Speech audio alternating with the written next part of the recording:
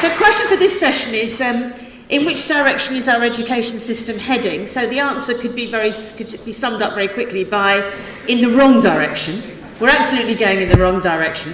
And the evidence for that is the fact that we have all of the teachers' unions represented on the platform, and we have the head teachers' union coming to do a workshop this afternoon. This is a unified campaign to say to the government, this is the wrong direction. And I'm very pleased to have heard Lisa this morning say that there are some things that we're hearing from the opposition front bench which tend to suggest that they're not as vigorous in their opposition as we would want them to be.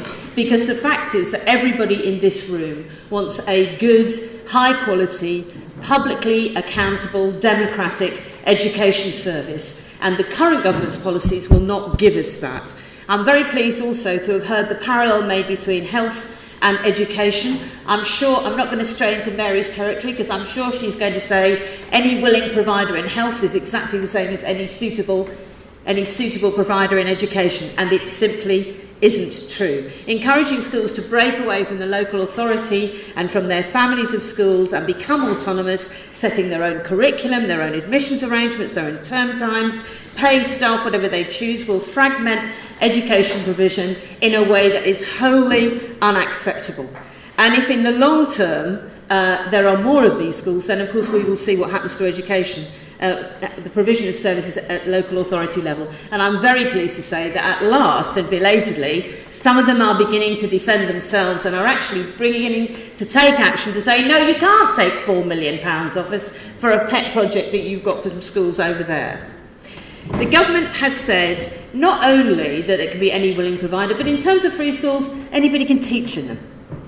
Don't need qualified teachers, and yet, interestingly, as Lisa said, Michael Gove goes out of his way to say how wonderful Andreas Schleicher is. Now, if you don't know who this man is, it's important that you know his name, because he is the key education guru in the OECD.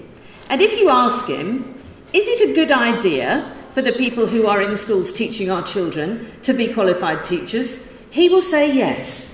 So I hope that Michael Gove will pick that up from him and understand how important it is that we have qualified teachers in our schools. Not to say that other people who work in our schools don't do a fantastic job, of course they do. But the job of teaching is for qualified teachers.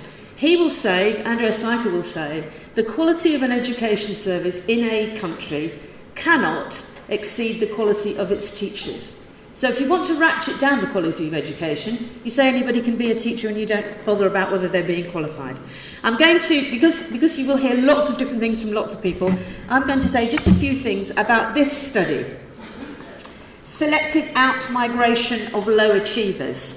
In other words, how charter schools in Boston get rid of people who bring down their grades. Now, you've already heard Lisa talk about how successful Finland is and how actually unsuccessful Sweden is now, having been a very successful school, but having brought in all of this competition.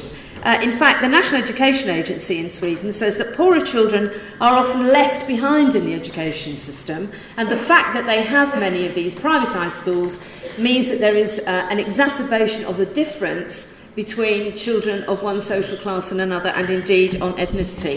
Now, another name that you need to know if you're going to be engaging in this debate is Diane Ravitch. Someone who changes their political position extremely radically is always worth listening to.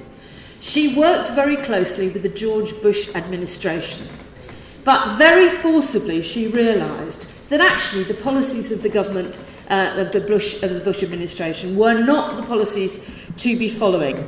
And she has become a complete convert to the fact that charter schools, like the free schools and a bit like Academies over here, are absolutely not the way to run an education system. She says, charters tend to draw the most motivated students and families away from traditional public schools because of the application process. But even having said that, she goes on to say, because of the brilliant media campaign by charter schools and charter school organisations, there is a widespread impression that any charter school is better than any public school, and this is not true. She cites the performance on the National Assessment of Education Progress and a Stanford University study, where they both conclude that if a struggling public school Of course, it doesn't mean public in our sense. In America, public schools genuinely are public. Anyone can go to them. If a struggling public school is replaced by a new charter school, the odds are that the charter school will be no better and very possibly worse than the provision it replaces. Now, if Michael Gove is serious about wanting to give children of all backgrounds a genuine opportunity to achieve their full potential, he would immediately withdraw from this policy, because the research